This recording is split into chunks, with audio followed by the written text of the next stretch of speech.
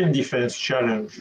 This is the 5th edition of this challenge that is targeting European students, and by which they are being asked to think about the current problem in the domain of defense and to propose a solution. We expect all of you who are attending to share within your university and other places, since we'd like this competition to attract the broader participation possible, and this challenge to gather, as in the past year, a lot of teams of students. As testimony of the importance of this challenge on the European defense scene, the Belgian Minister for Defense, Ludivine de Donder, wanted to address you today. This is particularly important since Belgium is currently holding the presidency of the European Union. So what she will say reflects the interest of the EU for the initiative, like this European Defence Challenge, among others, that are aimed at enhancing skills in the defence domain. So we'll now hear the message from Ludivine de Donder.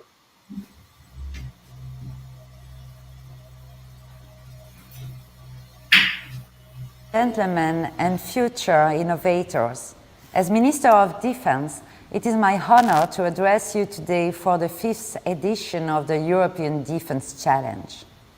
This year, we find ourselves at a crucial juncture where the evolving security landscape necessitates increased efforts and innovative approaches in the realm of defense. It is within this context that we call upon you, the bright minds and young leaders from across the European Union, to engage with us in tackling these emerging security challenges.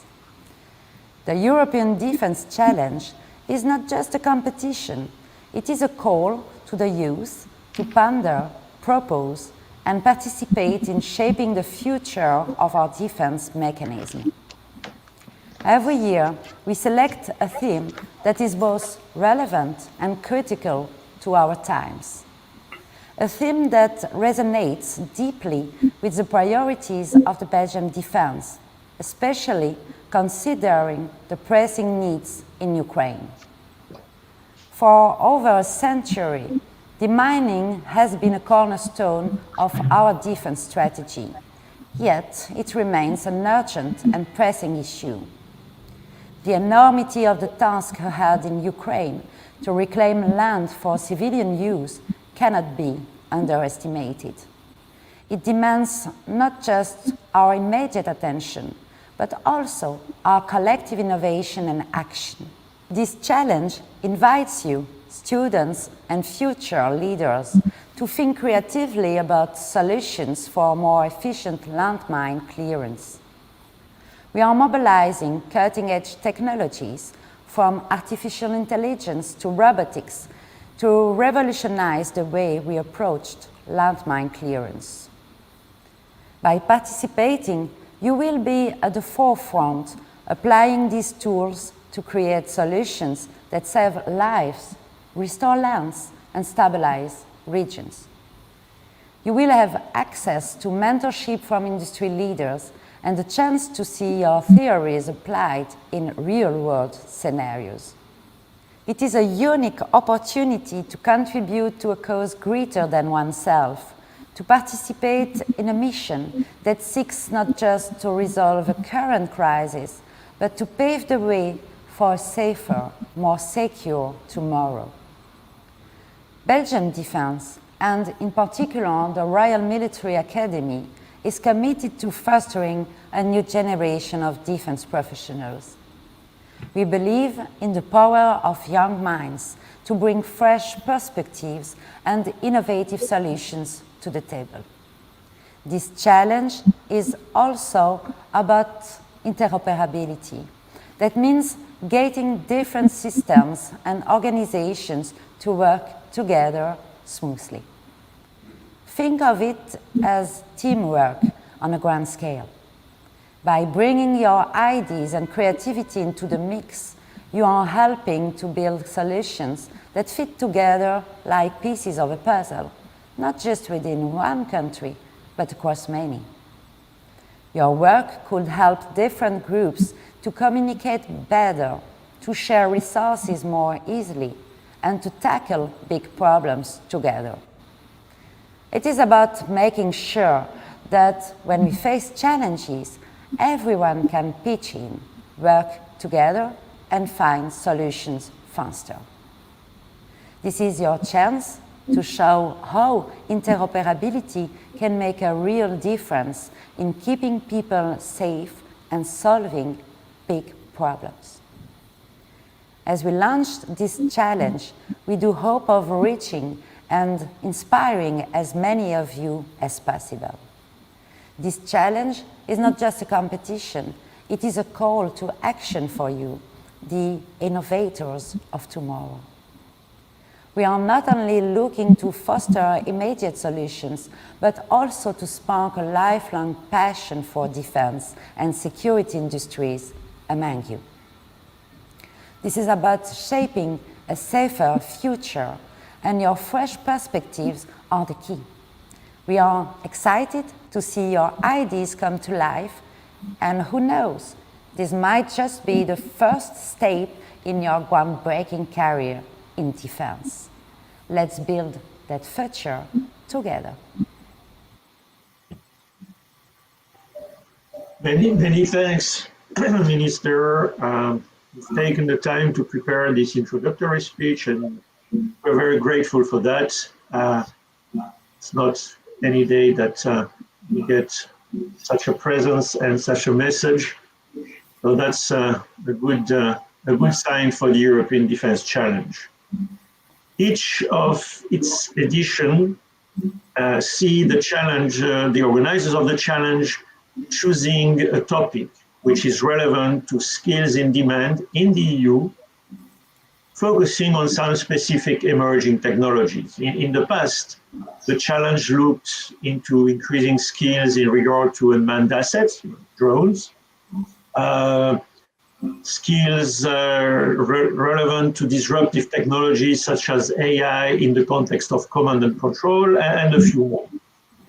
This year, the challenge focuses on landmine clearance and post-conflict security enhancement, demining, as in short, if you want. Demining has been on the agenda of the EU for many years. It was addressed as a priority, for instance, in research and also in technology developments in the aftermath of the war in Yugoslavia. Maybe some of you around the table, and not the youngest, but people like me may remember the tremendous effort led by Commissioner Emma Bonino in the late 90s. Several bodies in the EU were involved, and the results were quite stunning. Alas, it has become again a high priority in Europe in the light of the war in Ukraine. And as Minister De Donde said, it happens to be historically a domain close to the heart of the Belgian military. So, Belgian presidency, EU priority, and a tight adequacy with some of the national priorities. So now I would like to give the floor in sequence to the representatives of two major players on the EU defense scene.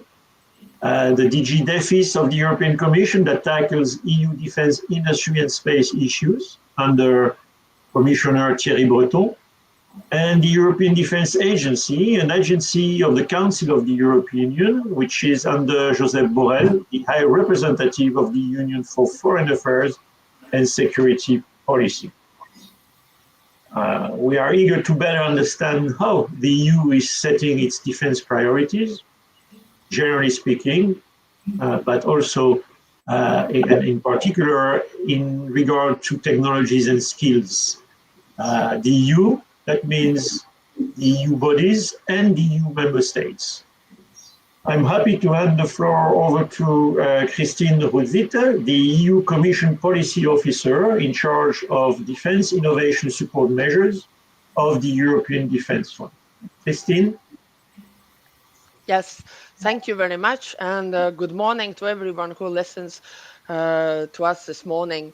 So many thanks for inviting European Commission to the opening event of the European Defence Challenge. I come, as it was mentioned, from the directorate that works in support of European defence, industrial and technological development. So we fund European defence research and development. We support strengthening production capacities of defence material, and we also now support joint procurements or common procurements of the defense ministries. And my work, as it was mentioned, focuses on defense innovation. So EU Defense Innovation Scheme, or UDIS is a name you need to know if you are keen to continue with defense research and development in the future. I'm pleased to see the interest of the students in this challenge, as your engagement is very important for us, as we are all part of the defense and security ecosystem. And events like this, I think, are an opportunity to impact defense innovation for strengthening European defense technological and operational edge. And I always say to younger audiences like this that defense innovation is about many different technologies. Indeed, it is about land, naval, air combat capabilities, underwater warfare, but it is also about cyber, digital transformation, new innovative materials, new energy sources, so space. So I think there are opportunities for many different technology areas. We always look and want to support disruptive ideas. And I hope that for the students that will participate in this defense challenge, this will be only your first step in defense research and development. As this was already mentioned by the minister, landmine clearance and security enhancement are extremely relevant in this current geopolitical context. You can read daily in the media about the war in Europe, in Ukraine, and you might most likely know that the Russian full scale invasion has made Ukraine one of the most mined countries in the world. So now around 30% of Ukrainian lands currently are at risk of landmines and other explosive ordnance contamination. And as it was said already, the mining is extremely important for recovery and reconstruction. So I hope that during this challenge, you will learn a lot, and that it will let you will also let us learn what you have found about, or what are your findings, how to encounter landmine clearance. Apart from finding concrete capability solutions, I think this event is also a great opportunity to develop skills and attract you, the next generation of innovators and talents, to the defense sector, be it research or development work, or maybe creating your own startup in the next years, or perhaps joining already an existing test center, research organization, or small medium enterprise, or a bigger company. I think there are many opportunities at the moment. So I sincerely hope that this event will inspire you to look for new opportunities, and also look for the opportunities that we offer in European Defence Innovation Scheme. And if I can ask to share the few slides I have prepared for this event, just to raise your awareness of what we offer for innovators. So if you could go to the next slide, please. So EU Defence Innovation Scheme was announced 2 years ago. This is a scheme which has opportunities for innovators. If you are just a group of talents that do not have your own company, or if you are a startup of SME, or what we call non-traditional players in the current defense innovation ecosystem. So we try to have opportunities for every maturity level of innovation. And I will show in the next slide a number of tracks we have prepared. As I mentioned before, this is about many different technologies. So I hope that every innovator or the talent that is interested to contribute to European defense and security can find their own track. And our overall ambition is to invest close to 2 billion euros till 2027. So if you can go please to the next slide. So here you can see different tracks or opportunities you can pursue. There are, of course, grants for the companies, for bigger companies, for smaller companies. There is funding for private equity and venture capital. We also will start a business accelerator to support startups and scale ups in their growth journey. And we also offer matchmaking for the companies and for the companies with investors. But the track I want to highlight this morning is defense hackathons.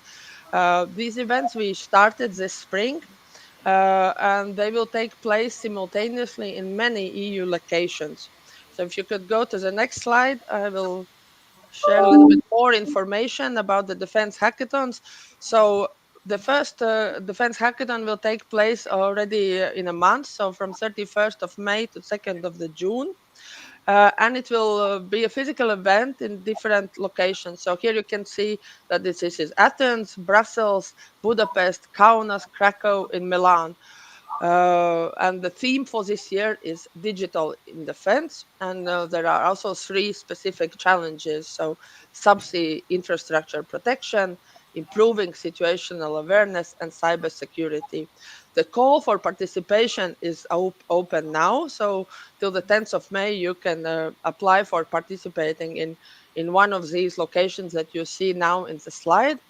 And from our side, we will offer to the winners mentoring program. So if you are a winner of the first three places, you will receive 100 hours of mentoring. If you take fourth, fifth, or sixth place, there will be less hours of technological, financial mentoring for you.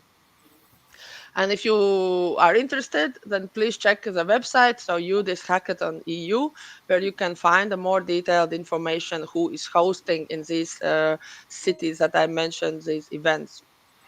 So the next slide, please.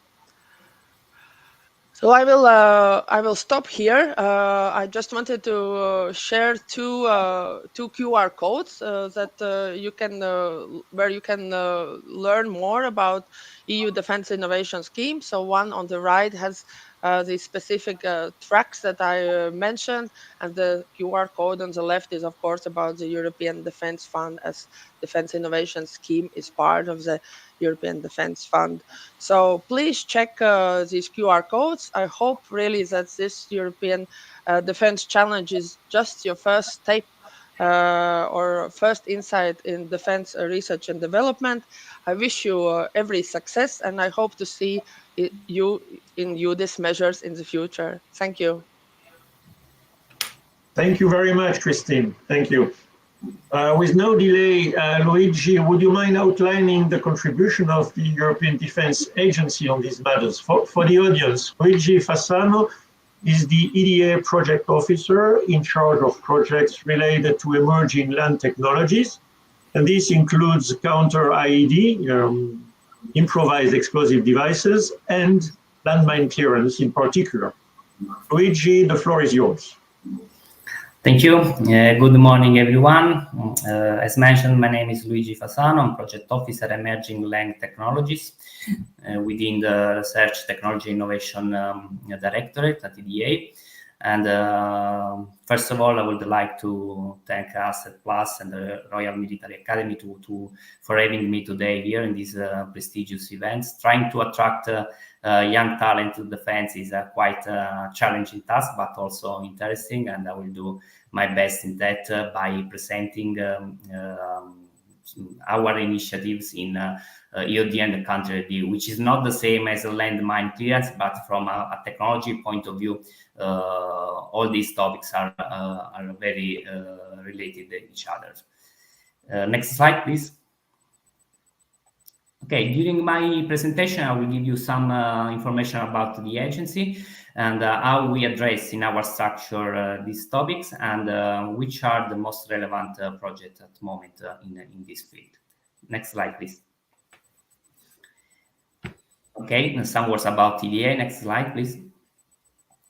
Okay, EDA, European Defence Agency, is an intergovernmental agency under the Council of the European Union. It's the only EU agency whose steering board meets at ministerial level. The steering board is composed of 27 defense ministers. All the member states participate in the agency, and the steering board is chaired by Mr. Joseph Borrell, who is the head of agency and the H representative for foreign and security policies. Internally, the agency is managed by a chief executive at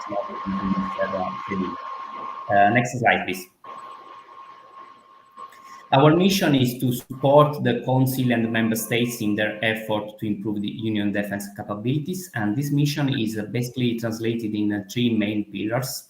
The first one is to act as a main intergovernmental prioritization instrument, especially for the capability development. The second one is to stimulate the research and technology development, proposing ourselves as a preferred cooperation forum. And the third one is to strengthen the European defense industry, acting as a military interface between member states and EU policies. Next slide, please. Okay, let's have a look now how we address in our structure landmine clearance, AOD, and counter-AD topics. Next slide. There are mainly two directorates involved in this field. The first one is Capability, Armament, and Planning Directorate, which is responsible for setting the capability development priorities through the unit cooperation planning unit. The other unit in the directorate are responsible for the capability development, and for the topics at issue, the most relevant unit is for sure Land and Logistics unit. But as you know, to develop a capability, most of the time is also needed to develop technology. And the other director, the Research, Technology, Innovation Director, is in charge of that, especially through the Technology Innovation Unit, which I belong to. Next slide, please. Okay, this is the general process we have to develop technology. Of course, it's not comprehensive. It's just a generic slide, but you can find any more details on our website. As I said before, our main driver is the setting of the capability development priorities, and capability development plan, in acronym is CDP, is our main tool for that. The current project stems from the previous version of the CDP approved in 2018, but last November we had the new version approved, the CDP 2023. But in both of them, as you can see in the slide, counter-ED and also the CBRN explosive detection are most relevant topics in different priorities. And based on these priorities, we develop technologies by making use of another instrument we have at the agency, is OSDRA, Overarching Strategic Research Agenda, whose implementation is made by the Research, Technology, Innovation Directorate, and particularly by the so-called Capability Technology Group, in acronym CAPTEC. The most relevant CAPTECs involved in landmine clearance counter-ED are CAPTEC Land, or ground system, CAPTEC missile and ammunition, and CAPTEC CBRN and the human factor. These CAPTECs have the responsibility of preparing and launch project to develop the technology through the R&D projects, technology needed to accomplish the capability needs set by CDP. Next slide, please. Okay, now I'm going to present some of our projects related to these topics. Please, next slide. The first one is HIDET, ID detection program. It was concluded some years ago, but it's still important because it has been the most relevant project in the area. And based on the lesson learned of this program, we are now preparing some other project. This program aimed at improving and field testing ID detection capabilities in support of future route clearance, at the same time decreasing the operator workload through the usage of robotics and unmanned platform. Of course, the military benefit, the expected military benefit was to increase force protection and freedom of movement. The program was composed of 3 projects. The first one project per each phase of detection. The first one was MEWI3 for the early warning for detection of indirect indicators of ID. The second project was MusicCode for the standoff detection based on a multi-sensor platform, unmanned platform. And the third one was Confident project for the confirmation, identification of ID, and also to contribute to early warning from air, so, by making use of an UAV. Next slide, please. As I said before, IDT program was concluded, but based on the lesson learned, we are now preparing the second phase, IDT2. And this project focuses on 2 aspects we learned from the first phase. The first area is that it's important to have many sensors on board to detect explosive, but also it's also more important to be able to integrate all these sensors with a sensor fusion capability. So the first aim of this project is to develop a multi-sensor fusion engine. The second aim is to develop a clearer and a smarter human-machine interface, because again, it's important to have a lot of data, but also it's also important to decrease the cognitive burden on the operator. So clearer and smarter HMI, human-machine interface, will be definitely beneficial to that. I would also like to mention another project we are preparing about not only about country ID, but also about the landmine clearance and about all the typical task of the military engineering. This project is EUGS, and it aims at developing a set of tools for effective performance of the military engineering task.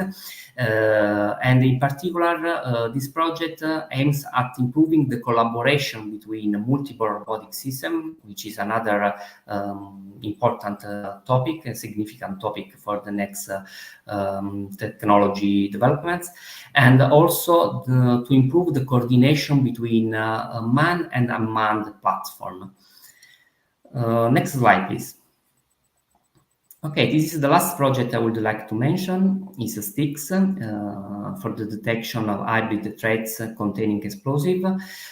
This project focuses on the development of next generation of sensors, because another lesson learned we had from the previous project is that the current sensor presents some limitation in performance. So this project is exclusively on the sensor development for the detection in the application you can see in the slide. Next slide, please. Okay, that's all from my side. Thank you for your attention, and have a good continuation of this event.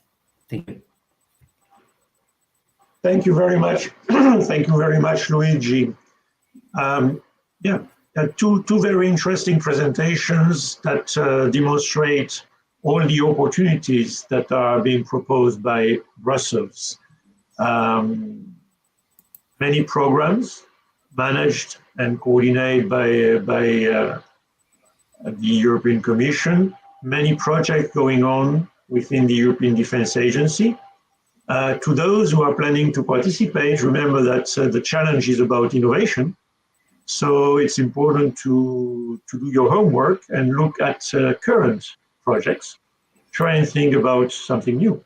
So do that, make sure that what your idea is not already the subject of a project, or if it is, try and find out how it improves it.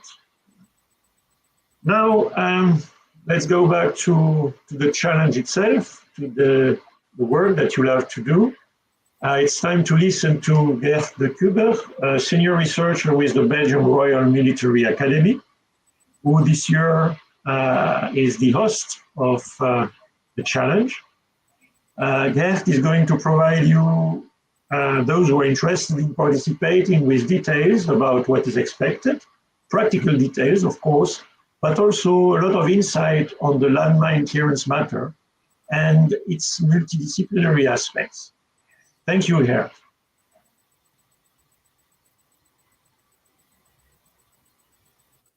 You mute, I guess. Sorry for that. Thank you, Michel. So yeah, thank you. And maybe if I could have the presentation. Let's go. Yeah, there we go. You can go to the next slide, please. So indeed, it has already been said, this challenge this year is on the topic of landmine clearance. And what we want to do with this challenge is invite students all over Europe to think about this problem and to provide some new innovations in this domain and to propose some new solutions. Next slide, please. What is our aim? Why we are organizing this challenge, in fact, is that we want to attract new talents to the EU defense industry. We also want to raise more awareness about all the problems which are going on related to defense in Europe. And what we want to provide towards you as students is the opportunity to contribute to this task of landmine clearance in this case with something useful. So also giving you the opportunity to build a network, to engage in international team working, because we will provide you with some guidance as well. We provide you with webinars in order to guide you in the process of developing the optimal solutions. So all these kinds of services will be provided to you as well in order to make you develop the best possible solution. Next, please. Yeah, here's some numbers from the previous edition. So you will see that this is the 5th edition now. So over the 4 past editions, we've had contributions for more or less every European country. For more than 100 institutions have participated, so the competition is high. That's good. So you will have to come up with something innovative and something novel, but we're sure that we can count on you for that. Next slide, please. And like I said, we will help you. The students participating to the events, they get education and training seminars alongside webinars with defense experts. For the winners, there will be an open public event where the prizes will be announced. So it's also a great way to boost your CV if this is something for you. Next slide, please. Here you have an overview of the winners from the past year. So you see that we will have people from France, from Belgium, from Spain, from Poland, from Italy. So we have quite an international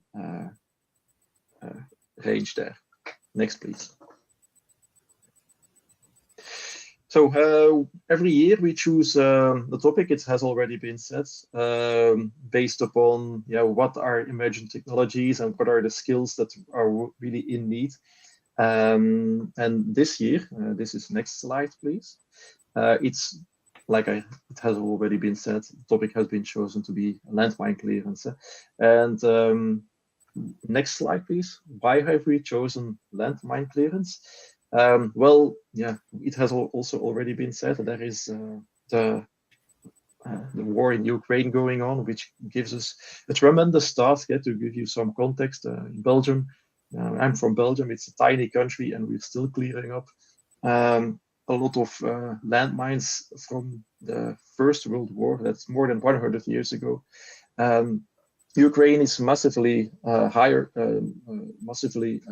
larger than Belgium, and much more debris has been falling there, so it's much more contaminated as well. You see the figure over there. It's an area of more than half of Germany has been contaminated with landmines.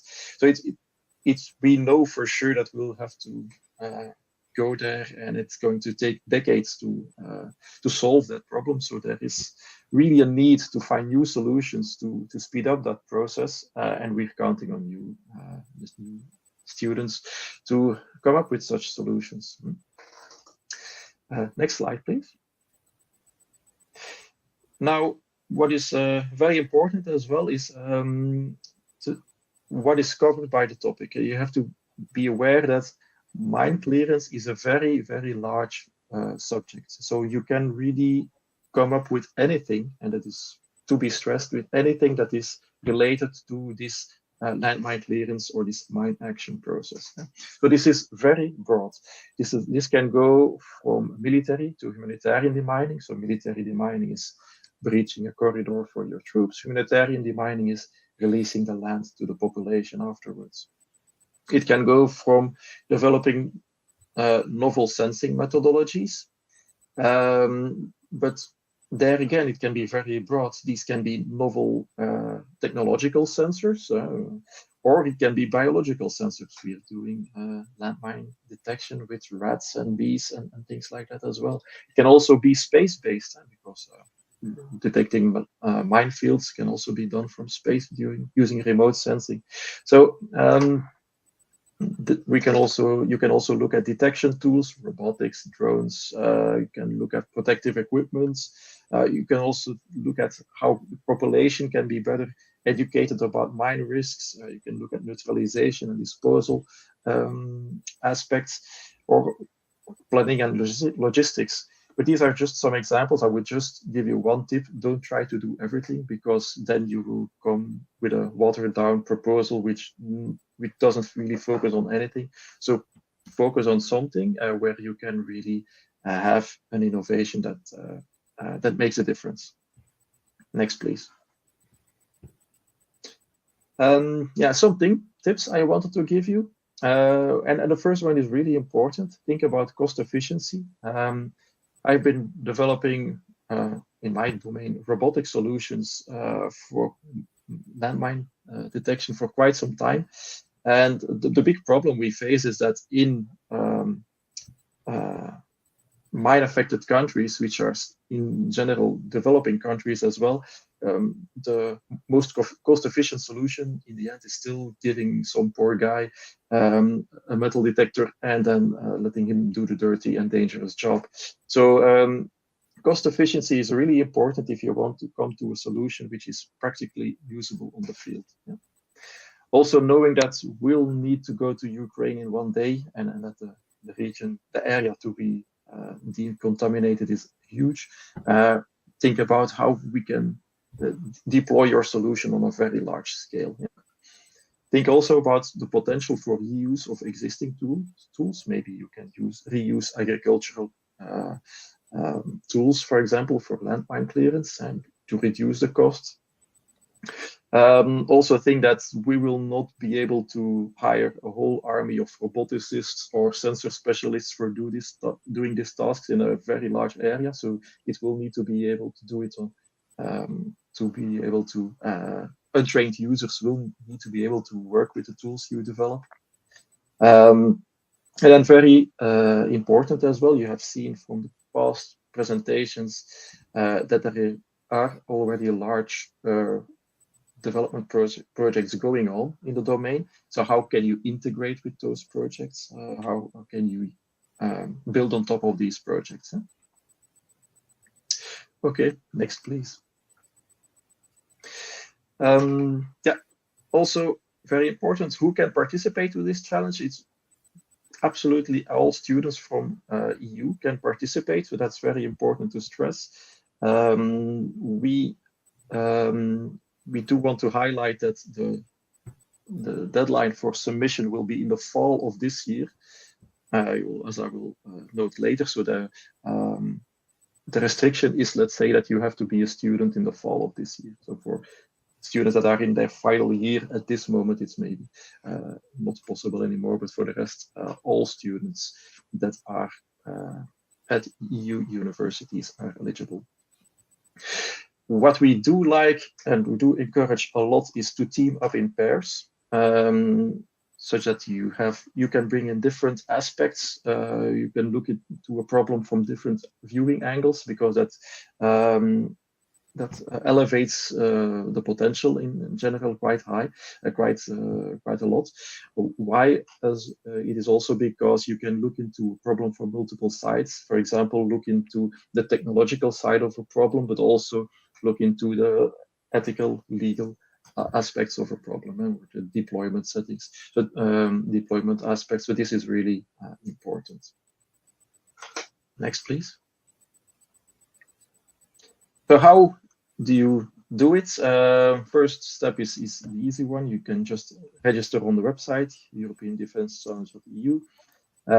We expect a one-page proposal, so that's not so much by fall of this year. And then we will make a first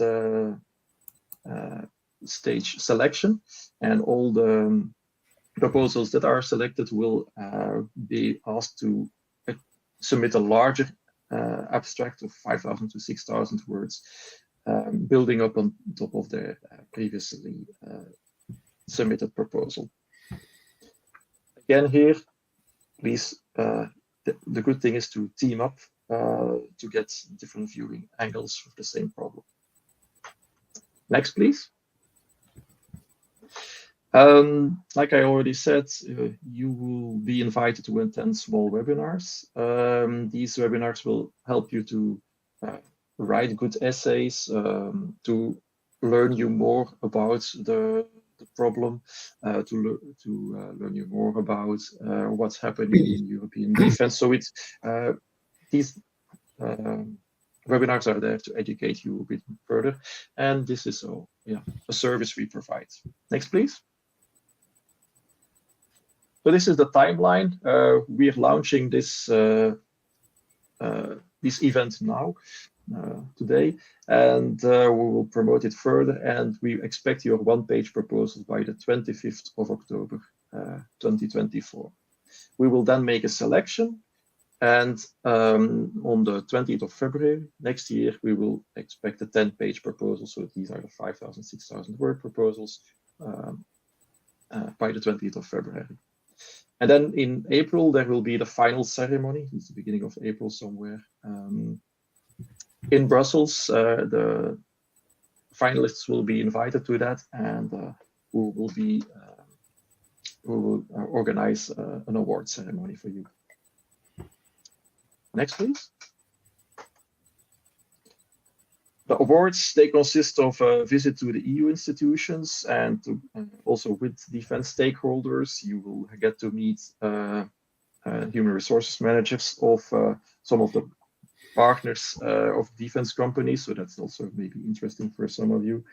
You will get to, you'll be invited to participate in webinars, and the finalists, they will get some special awards. And it's, of course, not bad for your CV as well. Next, please. So that's more or less what I wanted to say. If you are still interested in supporting this challenge, this European Defense Challenge, then there are different ways of doing that. We are open to collaboration, and we are open to work with you. Thank you. Thank you very much, Gert. Thank you. We've heard about, well, we've heard a lot from you, Gert. I'm sure that your presentation will be on the website of the challenge. For sure, the future competitors ought to go through it again thoroughly. It's very informative, and there is a lot of food for thoughts. We've heard about the organizers. We've heard before about the policymakers in the EU. We also need to hear from those who are at the core of the development of technologies that are relevant to our challenge. The researchers, they are the ones capable of analyzing the impact of landmine and of conceiving ways to neutralize them. And engineers who, through their work with industry, can design and manufacture the devices to be used, the solutions to be used to clear landmines. Today, we have two eminent representatives of these two groups of actors. Professor Yvan Baudouin, who is a professor emeritus with the International Institute on CBRNE. CBRNE, it's an acronym that stands for, if I'm not wrong, from chemical, biological, radiological, nuclear, and explosive of high intensity, and all things that, all nasty things that can potentially be used as weapons and that we want to be protected from. The other expert with us today is Massimo Scalvenzi, who is heading the engineering governance department of Leonardo. Leonardo is the larger industrial player in defense. So we will start, if you don't mind, we will start with Professor Baudouin. Dealing with landmine clearance is a complex challenge. So researchers have developed methodologies. I'm sure about that. So can you enlighten us a bit more about your institute and the researchers' approach, Professor? Thank you very much for this presentation. May we have the slides? Yes. Secure demining of landmines. Next slide. First of all, I want to remind you 4 important treaties which define the context of this presentation. The Ottawa, prohibiting transferring, producing, and stockpiling of anti-personnel mines. Oslo prohibits all use, transfer, production, and stockpiling of cluster bombs. And then you also have the Convention on Prohibition of the Development, Production, and Stockpiling of Chemical Weapons, and the Convention of the Prohibition, Development, Production, and Stockpiling of biological toxin weapons. Next. However, despite the treaties, and according to the statistics of the United Nations Mine Action Service and the Geneva International Center for Humanitarian Demining, there is always a big amount of anti-personnel mines, landmines, unexploded devices, explosive devices over the world, especially obviously in Ukraine. Next. Next. And today, for the demining, secure demining, we have to face with new current challenges. The appearance of improvised explosive devices, unexploded explosive devices from bombardments, use of UAVs for setting the landmines, and possible CBRNE content of the mines.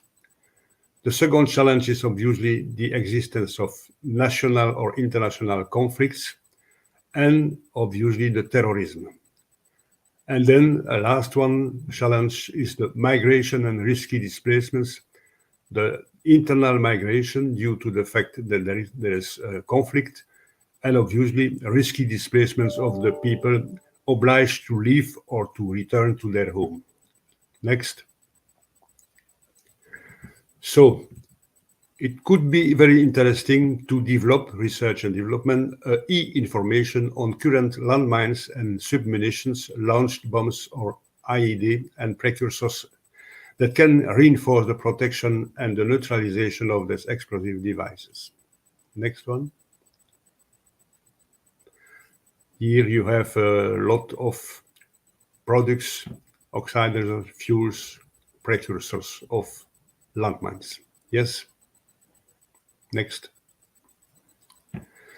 Well, now, according to the protocols defined by the Geneva International Center for Humanitarian Demining, and according to the steps we have followed in the project Tiramisu Toolbox implementation for removal of anti-personnel mines, submunition, and UXO that I personally coordinated from 2012 to 2016, we have defined 5 steps. The first one is Advanced General Survey, and the general aim is to help defining areas where further investigation is required, to prioritize them, taking into account different risks and socio-economic factors. The Advanced General Survey is to be performed on country regional scale. Research and development, a detailed information on the world status related to the link CBRN crisis, impact on political, social, economical, conflictual situation could be very interesting. Next. Step 2, non-technical survey. During the non-technical survey, information on suspect hazardous area is collected and analyzed for assessment and reduction purposes. This phase focuses on a more local scale than the Advanced General Survey. You have here an example of interpretation of an image processing. Research and development, survey from UAVs, image processing, interpretation, and artificial intelligence. Next one. Step 2, you can, from this technical survey, develop a danger map. In red, the danger, orange, danger, green, no danger, and you see the research and development could be to develop from field data collection to analysis and digital management. This is the challenge. Next. Step 3, technical survey. The technical survey comprises the intervention with clearance or verification assets into a confirmed hazardous area or a part of a confirmed hazardous area, with the main purpose to confirm the presence of mines and to increase the confidence to help justify decisions on the release of the land. And the main purpose of the equipment for technical survey is to collect information on clues about the presence and route location of explosives. Research and development, in this context, a possible new direction undertaken is to use cost-effective agricultural derived technology, which can easily be operated by local personnel that can be redirected to agricultural application after survey use. Next. Step 4, close-in detection. Obviously, the definition of different sensors which can be used for the close-in detection. Ground-penetrating radars, synthetic aperture radars, probes, and the research and development can focus on the study of explosive and CBRN detectors, advantage, drawbacks, portability, combination, efficiency, artificial intelligence. Next. And obviously, such sensor or multi-sensor may be carried by teleoperated or manned vehicles. Next. Step 5, disposal and protection. Obviously, it is necessary when it is sometimes necessary to displace, to transport the CBA unexploded devices to safe locations where they can be neutralized or exploded. And the personnel protective equipment is also a challenge, and really research and development could also focus on realistic mine risk education. In the project Tiramisu, we have developed mine risk education for adults and mine risk education for children. But obviously, in the context of Ukraine, it could be necessary to develop a simulation program focusing on the real environment of this conflict. Next. Some conclusions in view of research and development. Migration flows caused by current and past conflicts, compound with the erratic displacement of innocent people and children, have a direct impact on mine and improvised explosive device or CBRNA hazards. As a consequence, there is an urgent need to correctly delineate the risk zones by using modern technologies such as precise UAV detection, efficient digital management tools, and possible artificial intelligence. Suggested applications for UAV includes border and perimeter security, natural disaster response, medical emergency first response, aerial analysis and mapping, and supplies transport. While the cost will vary greatly according to the configuration and options, it could be very limited. Affordable mine risk education tools are also necessary for the adults and for the children. Information management system on shared portable devices could be very interesting. And light area preparation with agricultural tractors equipped for counter-improvised explosive devices. Next one. Here you have a list of tools that have been developed during the project Tiramisu. You may contact all the people you can read on this slide, and you can contact me for having more information on these contacts. You can also obviously refer to the Lieutenant Colonel Francis Halleux from the demining service of the Belgian forces. And in the International CBRNA Institute, you can also have more information on chemical, biological, radiological, and nuclear issues. Next slide. So, conclusion. The United Nations Mine Action Service, beside the strait against landmines, is also now preoccupied by the terrorism, and that's the reason why this has also to be considered. For instance, think on the next Olympic Games, which will take place in Paris, and the risk of explosive devices used in this case. Thank you very much for your attention. Well, thank you very much, Professor. Thank you very much for the information that you provided, the insight from a researcher's viewpoint. Thank you very much for the contacts. And yes, it was already mentioned, but demining is certainly an area where Belgium is a country of excellence among Europe. So these contacts are certainly of use by the potential candidates. And again, thank you very much for this contribution. Let's move to industry now. Massimo, can you tell us more about what Leonardo is doing in this area, but also how industry is building upon these research trends that Professor Baudouin outlined in his presentation? Massimo, thanks. Thank you, Michel, and thanks for having the opportunity to participate to this launch event of the 5th European Defence Challenge. As Leonardo, we supported also all the previous editions of the European Defence Challenge, and it's really an honor to be part of this. Yes, I would like to share some thoughts about how industry is approaching landmine clearance, but let me say, more generally speaking, how industry is working through multidisciplinarity in order to face all the new challenges that we have, and landmine clearance is one of those. Also because, as it was outlined before, we cannot afford decades like it should be done with traditional technologies to clear Ukraine, for instance, from mines. Just a short introduction on Leonardo for the people online maybe don't know exactly who we are.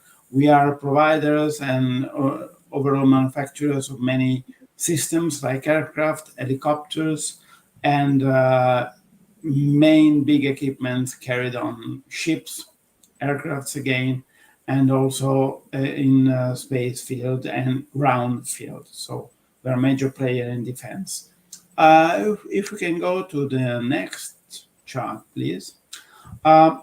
We have some crucial enablers that we want to see, and one of those are the Leonardo labs.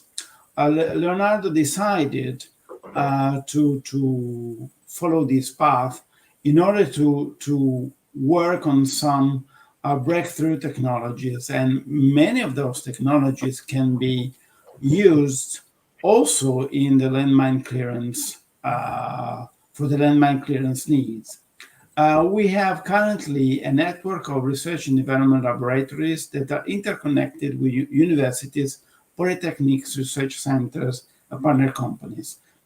We think that this can be a very interesting proposal also for the people that will join the European Defence Challenge. As you can see here, our laboratories span from applied artificial intelligence, which is very crucial in what it's been just shown by Professor Baudouin, future aircraft technologies, future electronics and sensing, rotorcraft technologies, security and safety technologies, high power computing, and big data analysis technologies, which is a very, very important to be considered also for the needs in landmine clearance, intelligent autonomous systems, materials, quantum technologies, and space technologies. So we created these hubs in order to have a continuous flow of talent and give us flexibility and the renewal of our professional skills and competencies. We give the researchers quite a big freedom in the development of new technologies that will sooner or later be applied on our products. If we go to the next, please. We also try to define some highly relevant skills because we need to be always up to date with which are the needs of the most relevant technology areas. And you see here some of the most important ones that we found. So if we consider, for instance, artificial intelligence and autonomous intelligence systems, we have computer vision, natural language processing, virtual agents, intelligent process automation, and so on and so forth.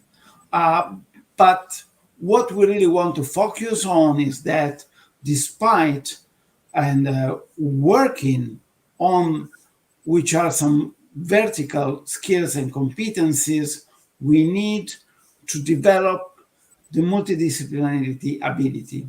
We think that this is going to be a key driver for success for any Leonardo's product and systems. But let me say, we think that this is a key driver for all the players in the aerospace and defense sector, and also for the topic of the European Defense Challenge of this year. And we also think that since Leonardo has been part of the Assets Plus project that's been mentioned before, we think that to reach this objective of multidisciplinarity, the participation in Assets Plus, it's been crucial for Leonardo. Another element that we would like to highlight in the next slide is, again, how we want to tackle this multidisciplinarity also internally, because we have created a corporate master in Leonardo that is involving, let me say, a few dozens of people that have applied for it. And so these, again, are the technologies that coming from the Leonardo labs will be dealt with by the students. The students in this corporate master are exposed to the state-of-the-art of our Leonardo Labs emerging technologies. They pull ideas together because we ask them to co-develop solutions that are closer to the market with the supervision of academic and company facilitators, because we really believe in the mix coming from academia, research centers, and industry, like it was in Assets Plus. And so students in this future loading corporate master of Leonardo are engaged in a variety of tasks, spanning the boundaries of labs and technological domains through iterative processes, solutions, and results in minimum viable projects. So coming to a conclusion, so also saving some time for the other speakers after me, again, we really encourage all the students to participate in the challenge in order to present us some new solutions for the topic of the European Defence Challenge of this year. Thanks for listening to Leonardo, and now I give the floor back to Michel. Thank you very much, Massimo. Thank you for this information, and thank you for the commitment of Leonardo to the challenge since the onset. We think that you are equipped, you students now, you are equipped with much information necessary for you to decide and to think about what to address, with whom to team, and so we wish you to start working efficiently.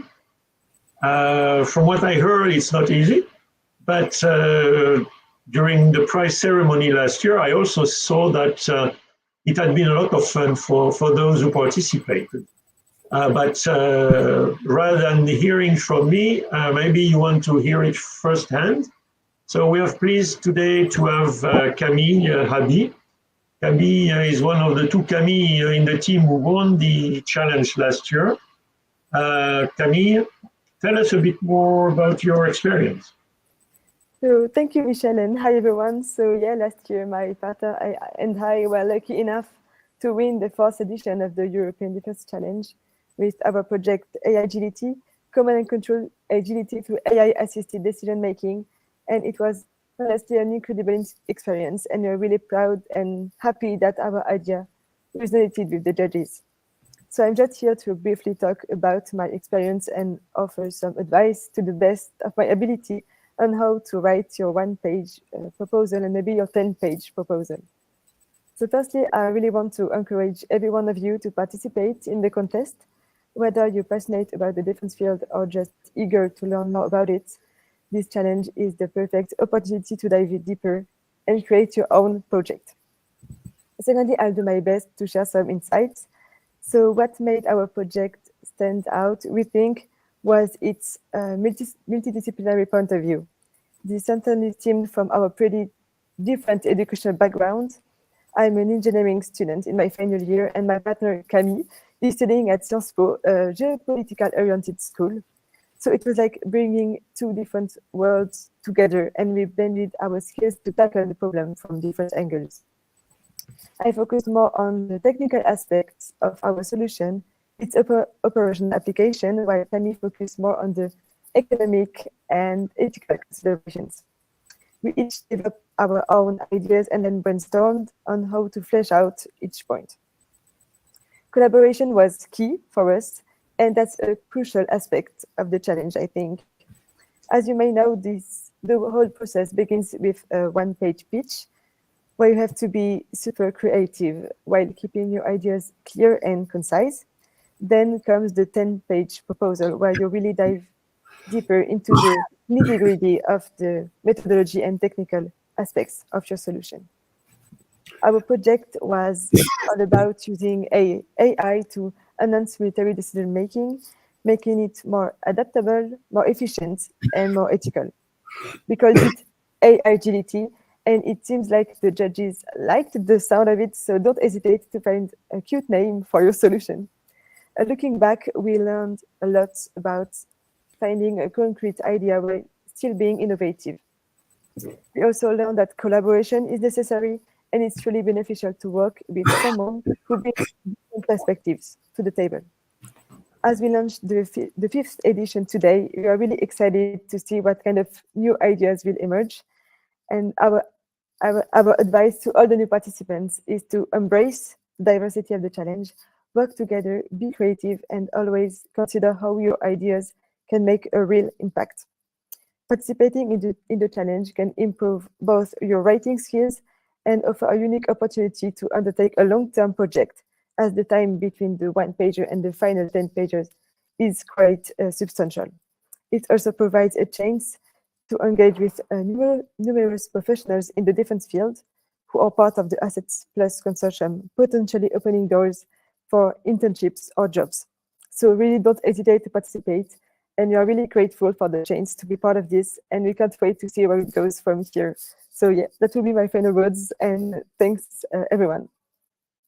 Thank you, Camille. Just one word. How was the prize? I mean, how was the prize ceremony, and what did you learn when you came to Brussels and you visited the various institutions? Was that part of the fun as well?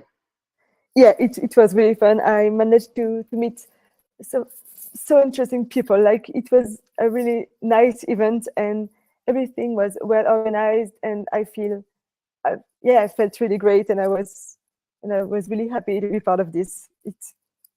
You need to go to Brussels. It's really fun. Okay. Well, thank you very much. Thank you again, Camille. Well, you've already told now. Well, not completely. I think that we want to give a big thank you to our speakers and raise our hands virtually, if that can be done on this video software. And before we let you go, there are still two colleagues we want to hear from, the colleagues who made it possible for the challenge to exist and to continue this year.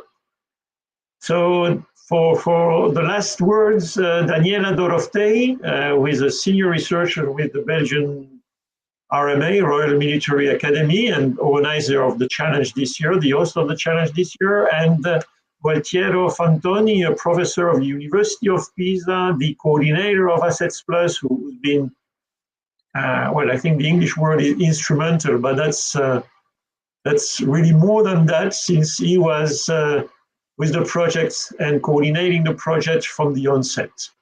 Daniela? Yes, thank you, Michel. Just some words for the students. So we stand before you today with an opportunity that not only challenges your intellect, but also calls upon your humanity and compassion. Our world is plagued by a silent menace that lurks beneath the surface, threatening innocent lives and hindering progress. And this menace is landmines. In Europe, where we pride ourselves on progress, prosperity, and peace, the existence of landmines is a stark reminder of the conflicts of the past and the challenges of the present. But today, we are not here to dwell on the problem. We are here to ignite the spark of innovation and collaboration that will lead us towards a solution. And we present you a challenge like no other. We invite you, the brightest minds from various disciplines, to come together and pool your knowledge, skills, and creativity to develop innovative solutions for landmine clearance. And this challenge is not just about academic achievements, of course, or professional advancement. It's about making tangible difference in the lives of countless individuals who live in fear of these hidden dangers. You can imagine the impact of your ideas and inventions, and picture the relief of the faces of families who can finally reclaim their land, farmers who can till their fields without fear, and children who can walk to school without the threat of injury or death. Your contribution to this challenge could literally save lives and pave the way for a safer, more secure future for generations to come. But this challenge is not just about the end result, it's about the journey. It's about the collaboration between engineers, scientists, humanitarian workers, and policymakers. It's about breaking down silos and building bridges between disciplines. It's about learning from each other, challenging assumptions, and pushing the boundaries of what is possible. So we urge you to seize this opportunity with both hands. Step out of your comfort zones, embrace the unknown, and dare to dream of a world free from the scourge of landmines. And together, we can turn the tide and create a safer, more secure Europe for all. Let this challenge be the catalyst for change, the spark that ignites a revolution in landmine clearance technology, and let us show the world what we can achieve when we work together towards a common goal. The journey will be challenging, but the rewards will be immeasurable. Are you ready to accept the challenge? Are you ready to be the change maker our world so desperately needs? And if your answer is yes, then join us on this remarkable journey, and together, let's make history. Thank you, and good luck. Yes, let's join us. Thank you, Daniela. Gualtiero, the last word. Oh, thank you. It's very hard after Dorothea. Well, the speech this morning started with bright minds and future leaders, but I would like to ask you as students to play as citizens, employees, wife and husbands, and the father and mother for the future. So the challenge this year has a tremendous social impact, because we are maybe giving a different future for many peoples, giving them their hands, leaving their feet, or giving their life in order to continue living in difficult countries.